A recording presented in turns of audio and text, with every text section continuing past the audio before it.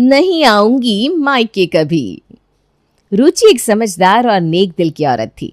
वो अपने ससुराल में बहुत ही अच्छे से रहा करती थी। वो अपना सारा समय काम से किया करती। उसकी सास रूपा रुचि को बहुत मानती थी। अरे बेटा कितना काम करोगी, जरा बैठ भी जा, कभी आराम भी कर लिया कर। अब क्या करूं, मुझे बैठने की आदत ही नहीं है, आप जानती हैं ना। अरे ज़रा अपने मायके में भी घूमा। तुम्हें अपने भैया भाभी की याद नहीं आती क्या? याद तो आती है माँ जी, पर घर में आप हो, शिवम जी हैं, सब कुछ छोड़कर कैसे जाऊं मैं। अरे ऐसा कुछ नहीं है, जा बेटा घूम कर आ, तेरा मन लगा रहेगा। जी माँ जी, आप बिल्कुल सही कह रही हो, पर नहीं, मैं ये सब छोड़कर नहीं जा सकती। अरे कैसे नहीं जा सकती, अभी शिवम तुम्हें तुम्हारे मायके छोड़ कर आएगा, जाओ। हाँ रुचि माँ बिल्कुल सही कह रही हैं, चलो मैं तुम्हें तुम्हारे मायके छोड़ाता हूँ, तुम्हारा भी मन लग जाएगा। ठीक है, आप सब बोल रहे हो तो मैं मायके चली जाती हूँ कुछ दिन के लिए। चलो जल्दी से तैयार हो जाओ, मैं गाड़ी निकालता हूँ। तभी रुचि अपनी भाभी के पास कॉल करती है। हेलो भाभी, मैं मायके आ रही हूँ। माँ जी ने मुझे कुछ दिनों के लिए आप लोगों के पास जाने को कहा है। ये क्या, मैं अपने मायके जाने की सोच रही हूँ और ये चुड़ैल यहाँ आ रही है। हेलो भाभी, कुछ बोलिए ना, क्या हुआ, आपने जवाब नहीं दिया। हाँ क्यों नहीं, आओ आओ। ये तुम्हारा ही तो घर है, तुम नहीं आओगी तो कौन आएगा। ठीक है भाभी, मैं थोड़ी देर में निकल रही हूँ। हाँ बिल्कुल, वेट करती हूँ मैं। रुचि की भाभी ज्योति बहुत ही घमंडी औरत थी, जो कभी नहीं चाहती थी कि कोई उसके घर आए। जब भी मैं कहीं जाने को खोजूं तो ये चुड़ैल यहाँ टपक जाती है। आ रही है आपकी लाडली बहन। अरे बाबा, एक तो वो कभी आती नहीं और जब आती है तो तुम गुस्सा करती हो। बस पे करो ना ज्योति। इतने में ही रुचि अपने मायके भैया भाभी के पास पहुंच जाती है और खुश होकर दोनों से मिलती है। भैया भाभी आ गई मैं। आपको क्या बताऊं, मुझे यहाँ आकर कितनी खुशी मिल रही है। खुश तो ऐसे हो रही है जैसे इसने अपने ससुराल से बहुत कुछ लाया हो सामान। अरे हाँ रुचि, हम भी बहुत खुश हैं, तुम्हारा ही इंतज़ार कर रहे थे। आने में कोई दिक्कत तो नहीं हुई ना? हाँ हाँ, आओ आओ मेरी प्यारी ननद जी। मन तो करता है अभी घर से निकाल फेंकूं। ठीक है रुचि, तो अब मैं चलता हूँ, अंधेरा भी होने वाला है। अरे इतनी जल्दी जा रहे हो, कुछ खाकर जाओ, अभी तो ठीक से बात भी नहीं हुई। नहीं भैया, मुझे ना कुछ काम है, फिर कभी आऊँगा तब ज़रूर खाऊंगा। ठीक है भाई, नेक्स्ट टाइम याद रखना। जी जी, क्यों नहीं, अगली बार आऊँगा तो पेट भर के खाऊंगा। रुचि अपने मायके आकर बहुत ही खुश थी, पर उसके घमंडी भाभी बिल्कुल भी उसके आने से खुश नहीं थी।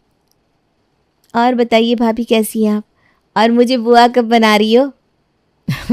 अच्छी हूँ, जल्दी बना दूंगी। भाभी सब समझती हूँ मैं। अगर आप नहीं आती तो मैं भी अपने मायके जाती, पर क्या करूं। अरे ज्योति, अब बात ही करोगी कि रुचि को खाना भी खिलाओगी? हाँ हाँ, खाना तो ज़रूर खिलाऊंगी। आज तो मैं इसकी खातिरदारी कर लेती हूँ, कल से बताती हूँ। ज्योति रुचि को खाना खिलाती है और रात होते ही सब सोने चले जाते हैं। अगली सुबह, भाभी कहाँ गई, मुझे जोर की भूख लगी है, आपने अभी तक नाश्ता नहीं बनाया क्या। नहीं, आज मैंने नाश्ता नहीं बनाया, मेरे कमर में ना बहुत दर्द है। आज तुम नाश्ता बना दोगी? अरे हाँ भाभी, क्यों नहीं, अभी नाश्ता तैयार कर देती हूँ। रुचि नाश्ता बनाकर तैयार कर देती है। तभी प्रेम रुचि के पास आता है। अरे रुचि, आज तुमने नाश्ता बनाया? कहाँ गई तुम्हारी भाभी? भैया भाभी की कमर में बहुत दर्द है, इसलिए उन्होंने मुझे नाश्ता बनाने को कहा। अरे रुचि, तुम झूठ क्यों बोल रही हो? मैंने तुम्हें नाश्ता बनाने को कब कहा? भाभी अभी तो आपने मुझसे कहा कि आपकी कमर में दर्द है। चुप करो ज्योति, मुझे पता है तुमने ही ये काम उसे करने के लिए कहा होगा। आपको मुझ पर यकीन नहीं है? मतलब तुम्हारी बहन कुछ भी बोलेगी और तुम सुन लोगे? मेरा ये मतलब बिल्कुल नहीं था, पर तुम हर समय लड़ाई करने के पीछे क्यों रहती हो? मैं लड़ाई कर रही हूँ?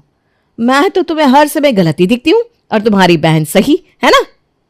तुमसे तो बात करना ही बेकार है, तुम कहाँ की बात कहाँ ले जाती हो। बस करो भैया भाभी, आप दोनों मेरी वजह से क्यों लड़ाई कर रहे हो।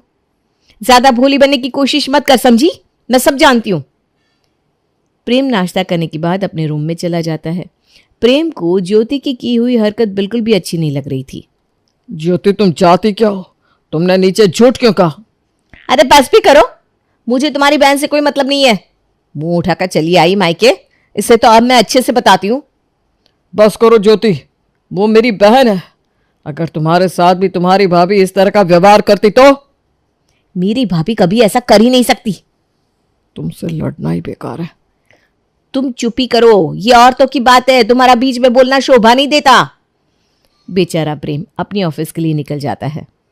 भाभी, आपने भैया के सामने झूठ क्यों कहा? वो क्या है ना, मुझे झूठ बोलने की आदत है ना ननद रानी, इसलिए। भाभी प्लीज ऐसा मत करो, मैं नहीं चाहती कि मेरी वजह से इस घर में लड़ाई हो। जाओ, जाकर चाय बनाकर लाओ। ठीक है भाभी, अभी लाती हूँ। रुचि किचन में जाकर चाय बनाती है, तभी उसके हाथ से चीनी नीचे गिर जाती है। अरे ये क्या किया, इतना सारा चीनी गिरा दिया? भाभी मैंने ये जानबूझकर नहीं किया, मेरे हाथ से फिसल गया डिब्बा। चुप कर नालायक, काम की न काज की, दुश्मन अनाज की। मुझे माफ कर दो भाभी, मुझसे गलती हो गई। निकल जाए यहाँ से, काम करना आता नहीं, मुंह उठाकर चली आई। गलती होगी भाभी, आगे से नहीं होगी। अच्छा, अब तुम्हारे भाई आएंगे और रो रो के उसे बताएगी भैया भाभी ने मुझे डांटा। नहीं नहीं भाभी, मैं भैया से कुछ नहीं कहूंगी। मेरे सामने ना भोली बनने की कोशिश ना कर, समझ गई? डायन कहीं की, जा जाकर बर्तन साफ कर। इतने में ही प्रेम घर वापस आता है। रात का समय होता है। रुचि, तुम्हारा यहाँ मन तो लग रहा है ना? बहुत दिनों के बाद आई हो। देखो मैं तुम्हारे लिए कुछ लाया हूँ। हाँ भैया, मेरा बहुत अच्छे से मन लग रहा है। क्या लाए हो आप मेरे लिए? ये देखो, तुम्हारे लिए एक चांदी के पायल और एक साड़ी भी लाया हूँ। भैया कितनी सुंदर है पायल, साड़ी भी बहुत अच्छी है, आप बहुत अच्छे हो भैया। पर ये सारा सामान देखकर ज्योति चिढ़ जाती है। ये सारा सामान लाने के लिए तुम्हारे पास पैसे कहाँ से आए? वो मैंने रखा था ना, गुल्लक से निकाल लिया और रुचि के लिए ये सारी चीज़ें लेकर आया। थैंक यू सो मच भैया, आप मेरे सबसे अच्छे भैया हो। अगले दिन जब ज्योति सबके लिए चाय बना रही थी, ये लीजिए आप दोनों के लिए चाय। अब इसे मैं बताती हूँ, बहुत पायल पहनने का शौक है ना। चाय देते समय ज्योति जानबूझकर रुचि के पैर में गरम चाय गिरा देती है। भाभी आपने ये क्या किया, मेरे पैर पर गरम चाय गिरा दिया। अरे क्या कहा करमजली, मैंने तुम्हारे पैर में चाय गिरा दिया? खुद तो चलना आता नहीं और मुझे कहती है मैंने जला दिया। बस करो ज्योति, बहुत हुआ, देख रहा हूं मैं इतने दिनों से। ओ बहन क्या आई, तुम्हारा तो मुंह ही खुल गया, तुम्हें भी लगता है कि मैंने पैर जला दिया? तुमसे तो बात ही नहीं करनी मुझे। सुबह होते ही ज्योति फिर से रुचि से काम करवाती। रुचि चुपचाप सब कुछ सहती रहती। नौटंकी बाज, जा झाड़ू पोछा कर दे। भाभी मेरे पैर में चोट लगी है, नहीं कर पाऊंगी। अब तुम मुझे मना करेगी हैं? समझती क्या है अपने आप को? बढ़िया है मुझे बताने वाली, जितना कहा है उतना कर, समझी? रुचि फूट फूट कर रोने लगती है। माँ पिताजी, काश आप यहाँ होते तो मुझे ये दिन नहीं देखना पड़ता। बेचारी रुचि रोते रोते झाड़ू पोछा करती है। तभी उसकी भाभी जानबूझकर जोर से उसका पैर दबा देती है। भाभी आप क्या कर रही हो, मेरा पैर बहुत दर्द हो रहा है, भाभी छोड़ दो। मैंने तुम्हें झाड़ू पोछा करने को कहा था, ये मगरमच्छ के आंसू बहाकर किसे दिखा रही हो? भाभी मुझे सच में दर्द हो रहा है, आप ऐसा क्यों कर रही हो? मेरे पति से साड़ी और पायल लोगी? क्यों, तुम्हारे पति की औकात नहीं है तुम्हें एक साड़ी भी दे? बस करो भाभी, बस करो। अगर आप नहीं चाहती कि मैं यहाँ रहूं तो मैं यहाँ से चली जाऊंगी, पर मेरे पति की बुराई मत करो। इतने में ही प्रेम वापस आ जाता है। ये सब क्या हो रहा है यहाँ? और रुचि, ये तुम झाड़ू पोछा लेकर क्या कर रही हो? कुछ नहीं भैया, बस यहाँ कुछ गिर गया था तो उसे साफ कर रही थी। ये तो तुम्हारी भाभी भी कर सकती थी। तुम्हें पता है ना तुम्हारे पैर में चोट लगी है। भैया मुझे कल शिवम जी लेने आ रहे हैं, कल मैं अपने ससुराल चली जाऊंगी। अरे क्या हुआ बहना, ज्योति ने कुछ कहा क्या? नहीं भैया, भाभी तो बहुत अच्छी हैं, शिवम जी को कुछ काम आ गया तो मुझे जाना पड़ रहा है। हाँ रुचि बिल्कुल सही कह रही है। ठीक है रुचि, जैसा तुम कहो। हाँ, ससुराल पहले भाई। अगली सुबह रुचि अपने मायके से ससुराल चली जाती है। आज वो दिन आया जब ये चुड़ैल मेरे घर से गई, अब मैं अपने मायके जा सकती हूँ। प्रेम जी, शाम को मैं अपने मायके जाऊंगी, आप मुझे छोड़ आना। ठीक है। शाम होते ही प्रेम ज्योति को उसके मायके पहुंचा देता है। अरे ज्योति, तुम यहाँ आने से पहले बताया क्यों नहीं? वो क्या है ना भाभी, आप सभी को सरप्राइज देना चाहती थी। अच्छा अच्छा, ऐसी बात है।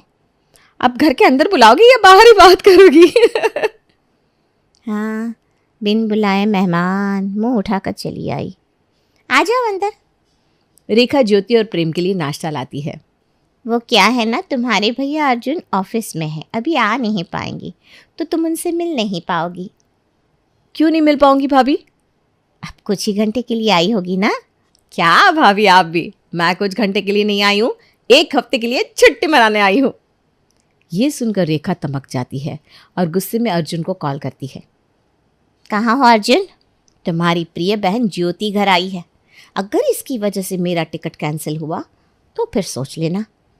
हे भगवान, अब ये कहाँ से टपक गई? कोई बात नहीं, मैं देख लेता हूँ।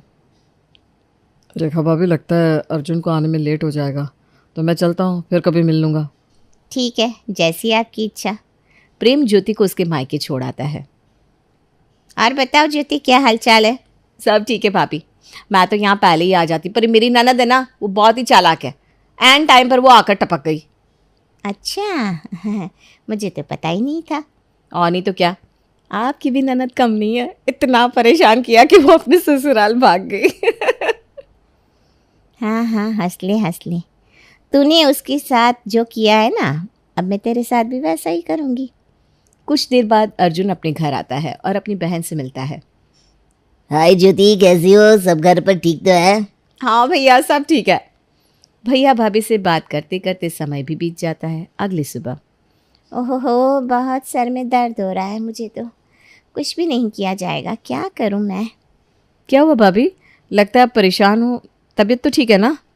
कुछ नहीं ज्योति, देखो ना, मेरे सर में बहुत दर्द है और ढेर सारे बर्तन रखे हुए हैं, कौन धोएगा उसे? कोई बात नहीं भाभी, मैं हूँ ना। रेखा जानबूझकर नाटक करके उसे काम करने को कहती है। ज्योति, ज़रा मेरे लिए चाय बना दोगी? इससे शायद मेरा सर दर्द ठीक हो जाए। हाँ हाँ भाभी, क्यों नहीं, अभी बना कर लाती हूँ। ज्योति किचन में चाय बनाने के लिए जाती है। चाय गर्म होने के कारण ज्योति के हाथ से चाय का कप नीचे गिर जाता है। ये क्या किया तुमने? हाँ, 1 कप चाय बनानी नहीं आती? गिरा दिया ना, मेरा स्पेशल कप था। सॉरी भाभी, वो चाय गर्म थी ना तो। तुम्हें पता भी है ये सारी चीज़ें कितनी महंगी है, कितना नुकसान करती है अपने भाई का। मुझे माफ़ कर दो भाभी, आइंदा से मैं ध्यान रखूंगी। अरे तुम्हारी तो औकात ही नहीं है ऐसे कप में चाय पीने की, इसीलिए जलन के मारे तुमने मेरा कप तोड़ दिया। अरे ऐसा मत कहो भाभी, औकात की बात बीच में क्यों ला रही हैं आप? मेरे सामने भोली बनने की कोशिश मत करो, समझी? यहाँ आई हो तो मेरे कहने से चलना होगा। हे भगवान, मैं यहाँ क्या सोचकर आई थी और क्या हो गया। अब मुझे माफ़ कर दो भाभी, आइंदा से मैं ध्यान रखूंगी। इतना कहकर ज्योति अपने रूम में चली जाती है। ये भाभी को क्या हो गया? मुझे इनका बर्ताव बिल्कुल अच्छा नहीं लग रहा। शाम होती है, अर्जुन घर आता है और ज्योति से बिना बात किए रेखा के पास चला जाता है। ये भैया भी बदले बदले से लग रहे हैं, बिना बात किए वो अपने कमरे में चले गए। मुझे भैया भाभी के पास जाकर बात करनी होगी। भैया भाभी, आप दोनों यहाँ क्या कर रहे हो? कुछ नहीं, बस ऐसे ही पर्सनल बातें हो रही थी और तुम बीच में टपक गई। ठीक है, आप लोग बातें कर लो, मैं थोड़ी देर बाद आती हूँ। अरे ऐसी कोई बात नहीं है ज्योति, बोलो क्या कहना था? आज रात का खाना तुम बना देना, मेरी तबीयत ठीक नहीं है। पर भाभी, मेरी भी तबीयत कुछ ठीक नहीं है। नहीं बनाना खाना तो बता दो ना। ज्योति, 3 लोगों का ही तो खाना बनाना है, तुम्हारी भाभी कह रही है तो बना दो, जाओ। ठीक है भैया, बना देती हूँ। ज्योति रात का खाना बना देती है। अर्जुन और रेखा नीचे खाना खाने आते हैं। तभी रेखा खाना खाते समय, बाप रे, ये कितना सारा खाना बनाकर रख दिया तुमने। अंदाज़ा भी है, इतना खाना तो 10 लोगों का होगा। जी मुझे लगा ही कि खाना कुछ ज़्यादा बन गया है, पर फिर फेंक भी तो नहीं सकती थी। तुम्हें समझ में भी आता है, इतनी महंगाई है और तुमने तो लगता है पूरा राशन यहीं ख़त्म कर दिया। नहीं भाभी, ऐसी बात नहीं है। तुम्हें पता है तुम्हारे भैया कितनी मेहनत करते हैं, तुम्हें क्या उससे, तुम तो मुंह उठाकर चली आई मायके। तुम्हारी भाभी ठीक ही तो कह रही है, इतने सारे खाने का क्या करेंगे हम, सब बेकार कर दिया। भैया आप भी मुझे डांट रहे हो? मैंने जानबूझकर ये नहीं किया है। बस कर बहना, चल रेखा यहाँ से। दोनों उठकर वहां से चले जाते हैं। तभी ज्योति के मन में कुछ सवाल पैदा होते हैं। हे भगवान, मैंने कभी नहीं सोचा था कि मेरे भैया मुझे ऐसा कहेंगे, और मेरी भाभी, उनका बर्ताव ऐसा क्यों? कुछ ही घंटे में सुबह हो जाती है और बचा हुआ खाना ज्योति जैसे ही बाहर फेंकने जाती है कि रेखा उसे आवाज लगाती है। ये क्या ज्योति, इतना सारा खाना फेंक रही हो? बिल्कुल नहीं, ये खाना तुम खा लेना। भाभी बासी खाना है, ये मैं कैसे खाऊंगी? तू मुझसे मुंह लगेगी? भाभी मैंने आपके बारे में ऐसा कभी नहीं सोचा था। सुन, मायके ना पहले जैसे नहीं रहे, जो जब चाहा मुंह उठाकर चली आई।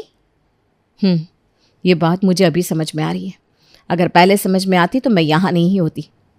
अब इतनी समझदार हो गई हो तो फिर यहाँ रुकी क्यों हो? ये बात भैया को पता चलेगी तो उन्हें कितना बुरा लगेगा भाभी। मैं उनकी बहन हूँ।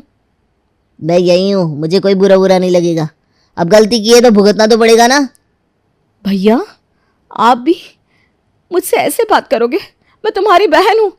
बस कर, बहन बहन करके कितना नुकसान कराएगी मेरा।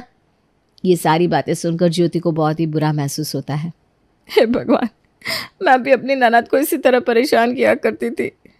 कहते ना, जैसी करनी वैसी भरनी। ये बातें तो तुम्हें पहले समझनी चाहिए थी। आज मुझ पर भी थी, तब मुझे समझ में आया। वो भी बेचारी अपने मायके बहुत शौक से आई होगी, और मैंने क्या किया, उसके साथ कितने अत्याचार किए। ज्योति प्रेम को बुलाकर रुचि के घर जाती है। प्रेम जी, मुझे रुचि के पास ले चलो, मुझे उससे माफ़ी मांगनी है। मैंने उसके साथ बहुत गलत किया। मुझे पता था कि तुम्हारी वजह से रुचि अपने ससुराल चली गई। उस बेचारी की क्या गलती थी बताओ तो। प्रेम जी, आपकी बात बिल्कुल सच है। मुझसे सच में बहुत बड़ी गलती हो गई। आज मुझ पर भी थी, तब मुझे समझ में आया। ठीक है, चलो मैं तुम्हें अभी लेकर चलता हूँ। कुछ ही देर में प्रेम और ज्योति रुचि के पास उसके घर पहुंचते हैं। भैया भाभी, आप यहाँ आइए ना, अंदर, बाहर क्यों खड़े हो? रुचि, मैं बैठने नहीं आई, मैं तुमसे माफ़ी मांगने आई हूँ। मैंने तुम्हारे साथ बहुत गलत किया।